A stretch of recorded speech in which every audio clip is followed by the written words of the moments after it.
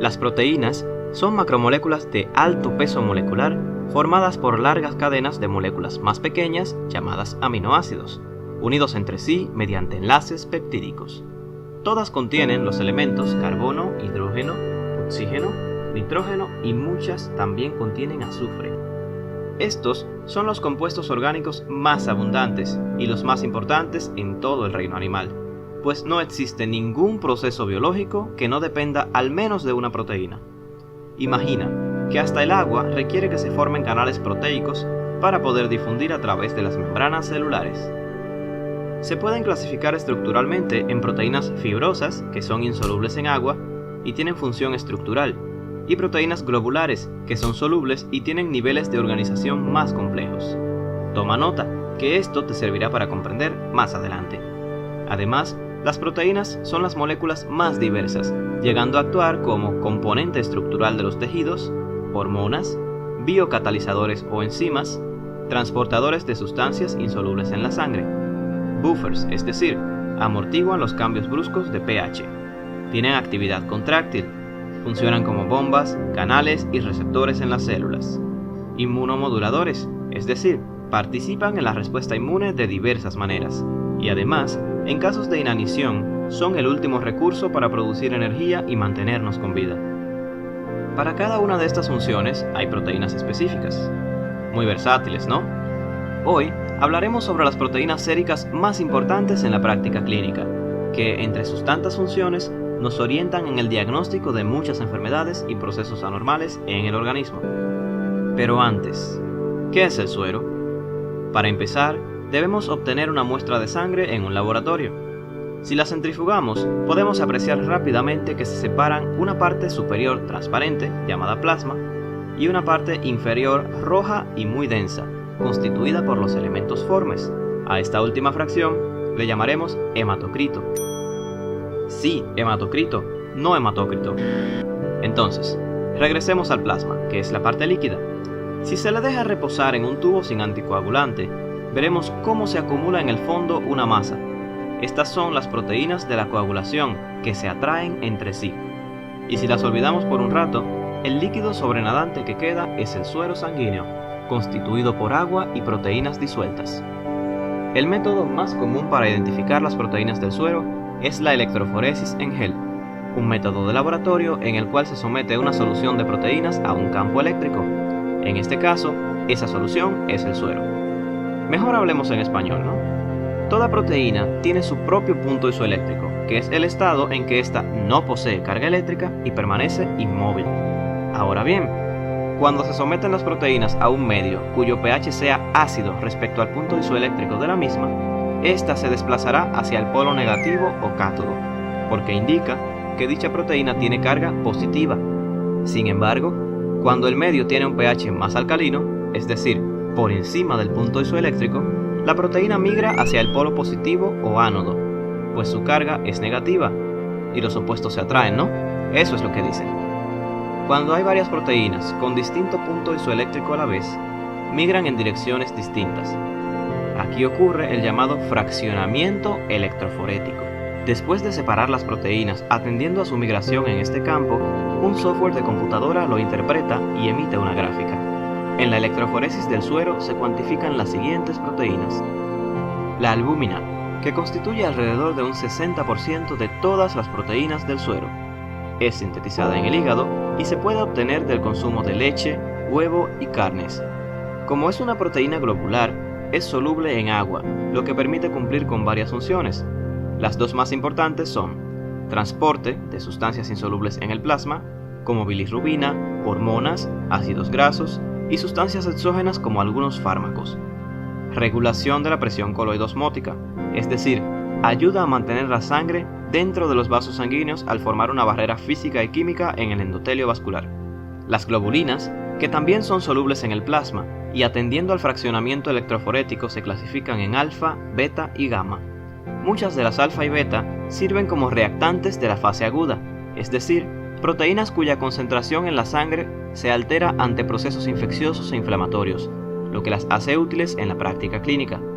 Las globulinas alfa 1 constituyen aproximadamente el 4% de todas las proteínas del suero, La más importante es la alfa-1 antitripsina, encargada de controlar las enzimas lisosomales, es decir, inhibe las proteasas séricas, enzimas que pueden degradar las proteínas estructurales de nuestros tejidos en determinadas circunstancias.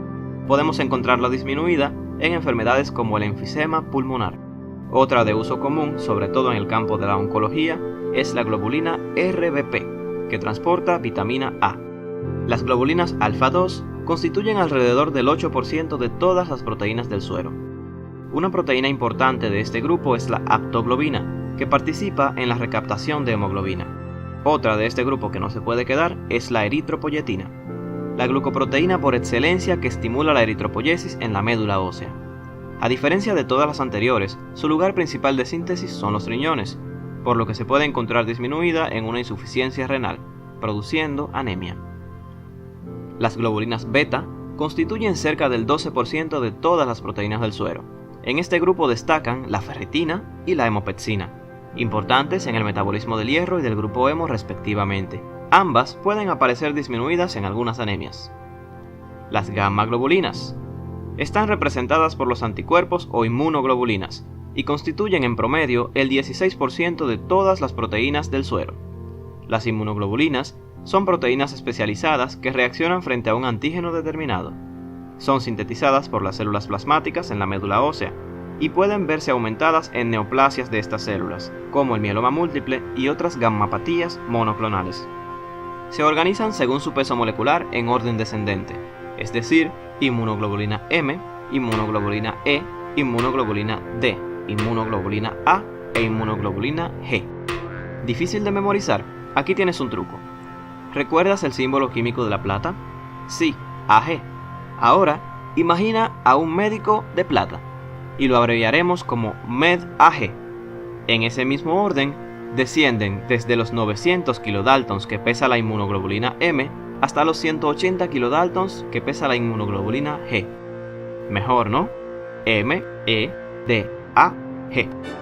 Si comparamos las 5 inmunoglobulinas, pueden presentar características muy particulares, pero todas comparten una estructura general, que consta de 2 cadenas pesadas de 440 aminoácidos y 2 cadenas livianas de 220 aminoácidos. La unión de 2 cadenas pesadas a 2 cadenas livianas forma una especie de pinza encargada de atrapar el antígeno. Estos anticuerpos cumplen funciones muy específicas. Las que resaltan de cada una son: IgM, protege el torrente sanguíneo. En la clínica es útil para detectar un proceso infeccioso actual o reciente. IgE, protege contra parásitos intestinales. IgD, su importancia biológica no está clara, sin embargo, se dice que actúa en la superficie celular de los linfocitos B maduros e induce la producción de mediadores inmunológicos llamados citoquinas. IgA, protege las mucosas. La podemos encontrar en cantidades considerables en secreciones como la saliva, lágrimas, la bilis, secreciones del tracto respiratorio y en la leche materna y el calostro, por lo que la madre le transfiere anticuerpos de tipo IgA al lactante. Por último, la IgG. Protege el compartimiento tisular y la mujer embarazada la transfiere al feto de manera activa a través de la placenta, ya que éste no la produce. En la clínica es de gran utilidad para saber que si hay altas concentraciones de IgG para un microorganismo específico, se refiere a una infección del pasado y no actual, como vimos en el caso de la IgM. Repasando la gráfica anterior, este es el patrón electroforético normal que utilizan los médicos para comparar con los valores obtenidos de sus pacientes. Pero, ¿es suficiente? No. Con la ayuda de métodos colorimétricos y de la espectrofotometría se pueden cuantificar las proteínas totales con un rango de referencia de 6 a 8 gramos por decilitro y la albúmina con un rango de referencia de 3.5 a 5 gramos por decilitro según varios autores. Sin embargo, las globulinas no se pueden medir de manera directa debido a su gran diversidad, por lo que se obtienen indirectamente al efectuar la resta de proteínas totales menos albúmina. Después de tener estos valores, podemos establecer si nuestro paciente está normal o si está pasando por una hipoproteinemia o una hiperproteinemia. Además, determinar si se debe a una alteración en la albúmina o en las globulinas. Para hacer esta comparación más exacta, se estableció el uso clínico del índice albúmina-globulina o índice AG. Su rango de referencia es de 1.2 a 2.2. Ojo, esta es una fracción, por lo que un aumento del numerador incrementa el cociente. es decir, el resultado de la división. En cambio, si el que aumenta es el denominador, o si el numerador disminuye, el cociente también tiende a disminuir. En otras palabras, el índice Ag aumenta en cualquier condición que reduzca las globulinas en relación con la albúmina, o que aumente a esta última. Algunos ejemplos son hemólisis, trastornos de la coagulación y la hemoconcentración en sentido general. En contraste, el índice Ag disminuye en cualquier condición que reduzca la proporción de albúmina respecto a las proteínas totales. Algunos ejemplos son insuficiencia hepática, lo que impide la correcta síntesis de esta proteína, síndrome nefrótico, en el cual la albúmina se excreta por la orina, o disminución del aporte proteico, que puede deberse a mala absorción, como en el virus de la inmunodeficiencia humana y en el SIDA, o sencillamente a malnutrición por falta de recursos, como las de tipo proteico-calórica o calórico-proteica, más comunes en los niños. ¡Hey! Una cosa más antes de irte. Existen factores que pueden alterar la cuantificación de las proteínas séricas. Por ejemplo, si una persona presenta hiperproteinemia, esta puede ser absoluta o relativa. Hiperproteinemia absoluta, cuando el índice albúmina-globulina se ve alterado por uno solo de sus componentes.